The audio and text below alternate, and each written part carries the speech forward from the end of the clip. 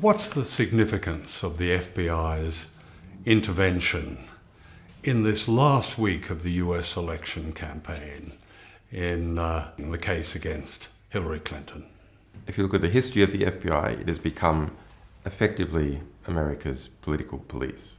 And the FBI demonstrated with taking down the former head of the CIA over classified information given to his mistress. Almost no one was untouchable. The FBI is always trying to demonstrate that. No one can resist us. But Hillary Clinton very conspicuously resisted the FBI's investigation. So there's anger within the FBI because it made the FBI look weak. Well, we've published quite a number of different sets of emails. So about 33,000 of Clinton's emails while she was Secretary of State. They come from a batch of just over 60,000 emails. In that 60,000 emails, Clinton has kept about half, 30,000, to herself, and we've published about half. And then there's the Podesta emails we've been publishing. Podesta is Hillary Clinton's primary campaign manager. So there's a thread that runs through all these emails. There is quite a lot of pay for play, as they call it, giving access in exchange for money for many different states, individuals and corporations, combined with the cover-up of the Hillary Clinton emails while she was Secretary of State, has led to an environment where the pressure on the FBI increases. I mean, the Clinton campaign has said that Russia is behind all of this. It says that Russia has manipulated the campaign and is the source for WikiLeaks and its emails. The Clinton camp has been able to project a kind of neo-McCarthyist hysteria that Russia is responsible for everything.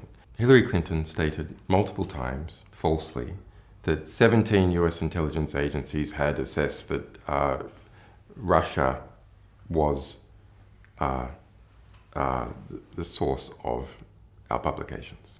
Okay. That's false. We can say that the Russian government is not the source. Yes. WikiLeaks has been publishing for 10 years. In that 10 years, we've published 10 million documents, several thousand individual publications, several thousand different sources. And we have never got it wrong.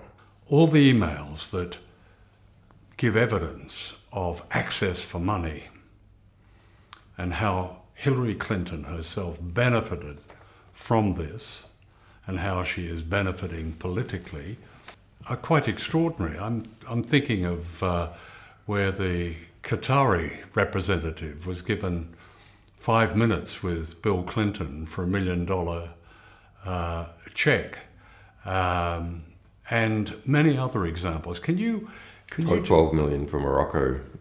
12 million for Morocco. For Hillary Clinton to attend. In terms of the foreign policy of the United States, that's where, for me anyway, where the emails are most revealing, where they show the direct connection between Hillary Clinton and the foundation of jihadism, of ISIL in the Middle East. Can you talk something about that? How the emails demonstrate this connection between those who are meant to be fighting the jihadists, ISIL, are actually those who have helped create it. There's an early 2014 email from Hillary Clinton, so not so long after she left Secretary of State, to her campaign manager, John Podesta. That email, it states that ISIS, is funded by Saudi Arabia and Qatar, the governments of Saudi Arabia and Qatar. Now, this is I think this is the most significant email in the whole collection. And perhaps because Saudi and Qatari money is spread all over the place, including into many media institutions. All serious analysts know, even the US government has mentioned or agreed with that some Saudi figures have been supporting ISIS, funding ISIS. But the dodge has always been that's it's just some rogue princes using their cut of the oil money to do whatever they like, but actually the government disapproves.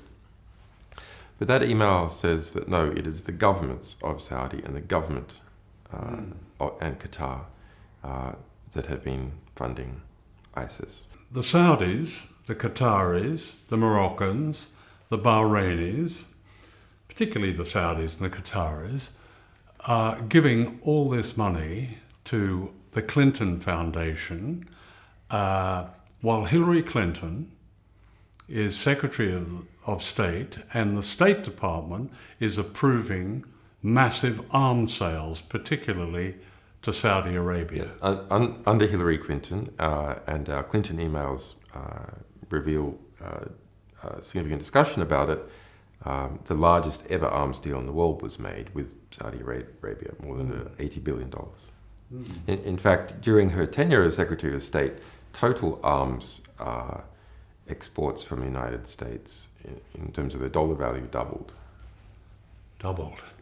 And of course, the consequence of that is that this notorious terrorist jihadist group called ISIL or ISIS is created largely with money from the very people who are giving money to the Clinton Foundation. Yes. That's extraordinary. Look, Hillary Clinton's just a person. I actually feel quite sorry for Hillary Clinton as a person because I see someone who is eaten alive by their ambitions, tormented, literally to the point where they become sick. You know, they faint as a result of going on with their ambitions. But she represents a whole network of people and a network of relationships also with particular states. The question is, how does Hillary Clinton fit in this broader network? Well, she's a centralizing cog, so that you've got a lot of different gears in operation from the big banks like Goldman Sachs and major elements of Wall Street and intelligence and people in the State Department and the Saudis and so on. She's the, if you like, the centralizer that interconnects all these different cogs. She's a smooth central representation of all that. And all that is more or less what is in power now in the United States. It's what we call the establishment or the DC consensus and its influences.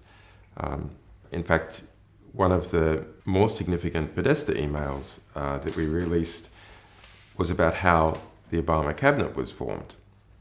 And half of the Obama cabinet was basically nominated by a representative from Citibank. Well, it's quite amazing. Didn't Citibank supply a list which turned out to be mostly the Obama cabinet? Yes. So Wall Street decides the cabinet of the President of the United States. But if you were following the Obama campaign back then closely, you could see it had become very close to banking interests. It wasn't so close to oil interests, but it was very close to banking interests. Yeah. So I think you can't properly understand Hillary Clinton's foreign policy without understanding Saudi Arabia. The connections with Saudi Arabia are so intimate. Why was she so demonstrably enthusiastic about the destruction of Libya? Can you talk a little about just what the emails have told you about what happened there, because Libya is such a source for so much of the mayhem now in Syria, the ISIL, jihadism, and so on. And it was almost Hillary Clinton's invasion. What do the emails tell us about that? Libya, more than anyone else's war, was Hillary Clinton's war. Barack Obama initially opposed it. Who was the person who was championing it? Hillary Clinton. That's documented throughout her emails. She put her favoured agent, in effect, Sidney Blumenthal, onto that. There's more than 1,700 emails out of the 33,000 Hillary Clinton emails we published just about Libya. It's not about that Libya has cheap oil. She perceived the removal of Gaddafi and the overthrow of the Libyan state, something that she would use to run in the general election for president. So late 2011, there's an internal document called the Libya TikTok that is produced for Hillary Clinton, and it's a chronological description of how Hillary Clinton was the central figure in the destruction of the Libyan state. As a result, there was around 40,000 deaths within Libya. Jihadists moved in, ISIS moved in. That led to the European refugee and migrant crisis, because not only did you have people fleeing Libya, people then fleeing Syria, destabilization of other African countries as a result of arms flows. The Libyan state itself was no longer able to control movement of people through it. Libya faces onto the Mediterranean. And so it had been effectively the cork in the bottle of Africa. So all problems, economic problems, civil war in Africa, previously people fleeing those problems didn't end up in Europe because Libya policed the Mediterranean. And that was said explicitly at the time, back in early 2011 by Gaddafi. What do these Europeans think that they're doing, trying to bomb and destroy the Libyan state? There's going to be floods of migrants out of Africa and jihadists into Europe, and that is exactly what happened. You get a lot of complaints from people saying, what is WikiLeaks doing? Are they trying to put Trump in the White House? My analysis is that Trump would not be permitted to win. Why do I say that?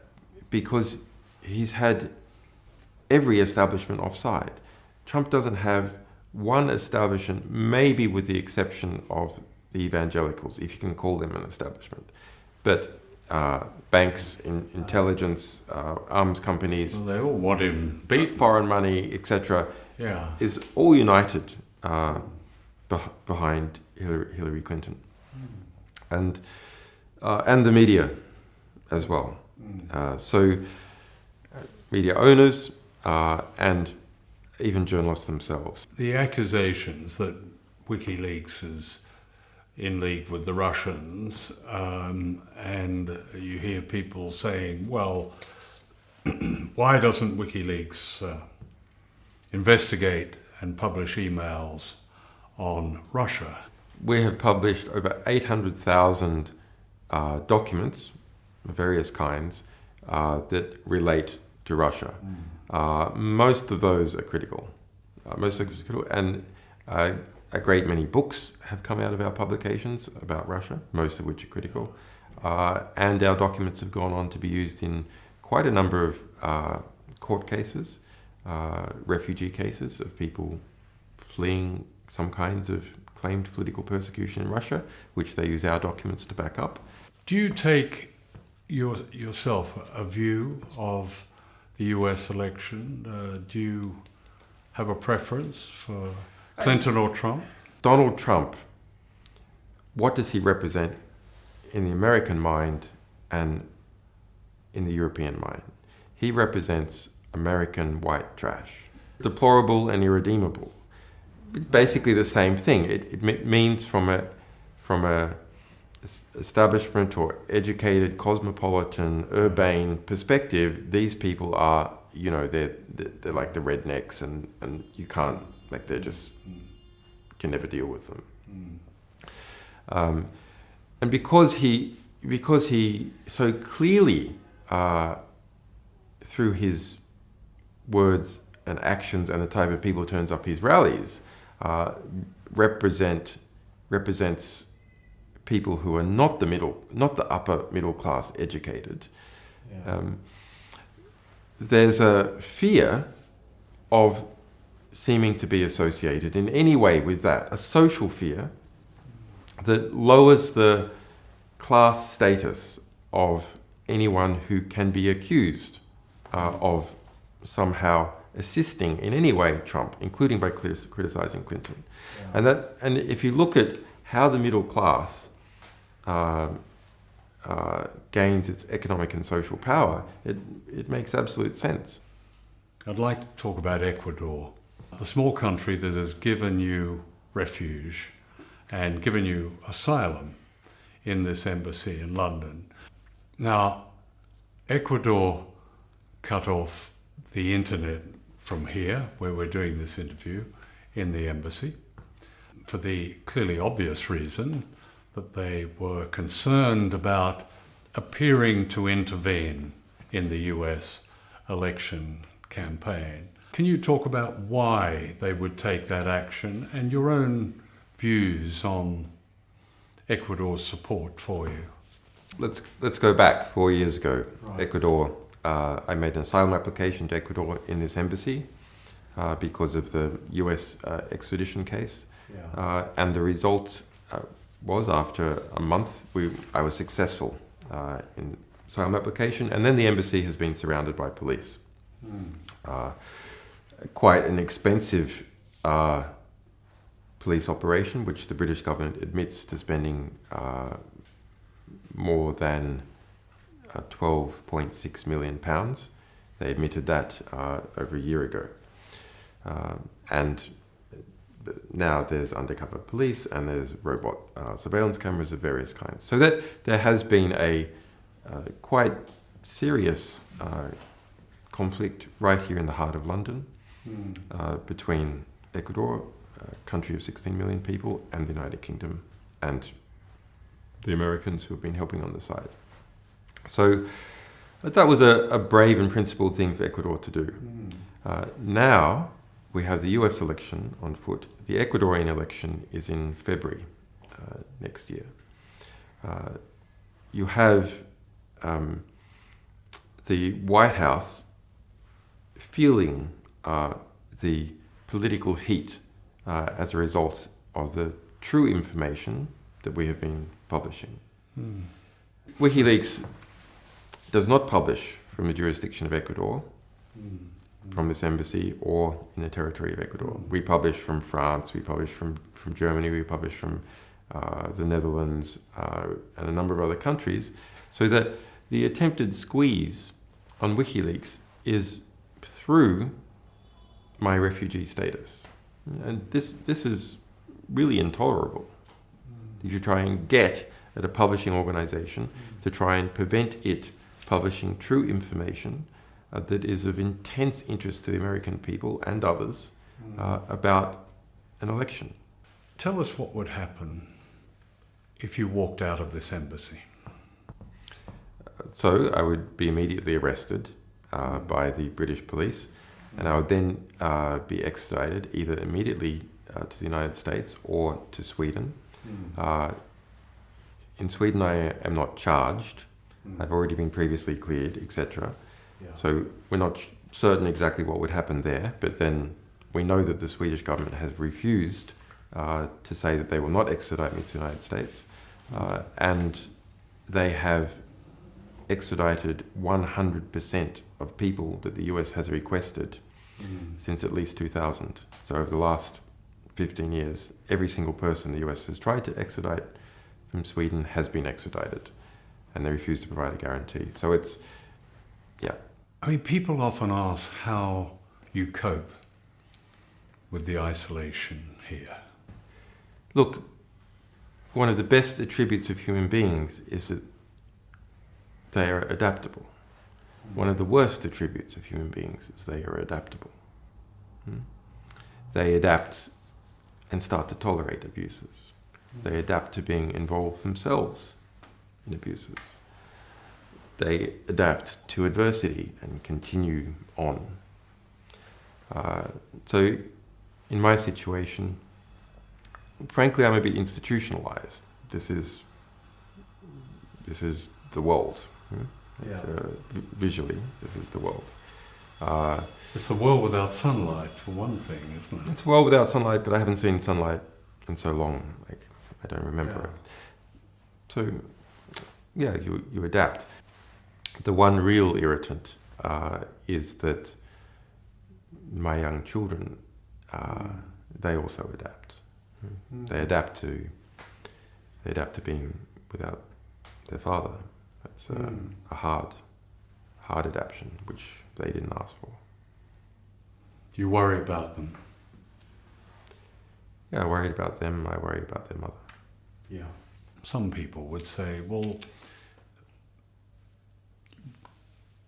why don't you end it and simply walk out the door and allow yourself to be extradited to Sweden? The UN has looked into this whole situation. They spent 18 months in formal adversarial litigation, me at the UN versus Sweden and the UK. Who's right? The UN made a conclusion.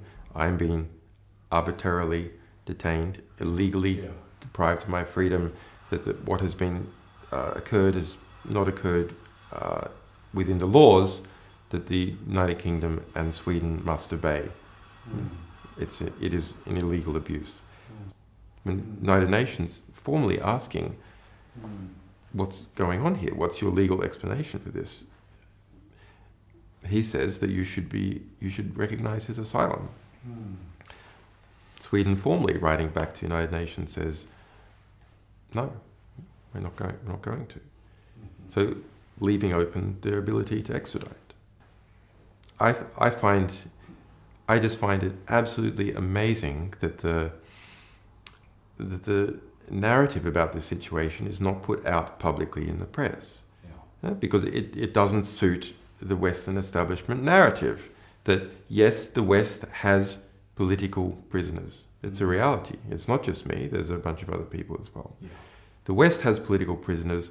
No state accepts to call the people it is imprisoning or detaining for political reasons political prisoners. They don't call them political prisoners in China. They don't call them political prisoners in Azerbaijan. And they don't call them political prisoners in the United States, the UK, or Sweden.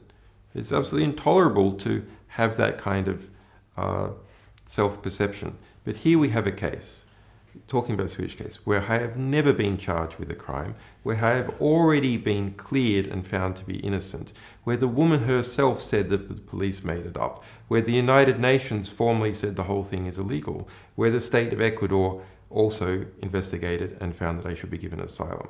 Those are the facts. But what is the rhetoric? Different.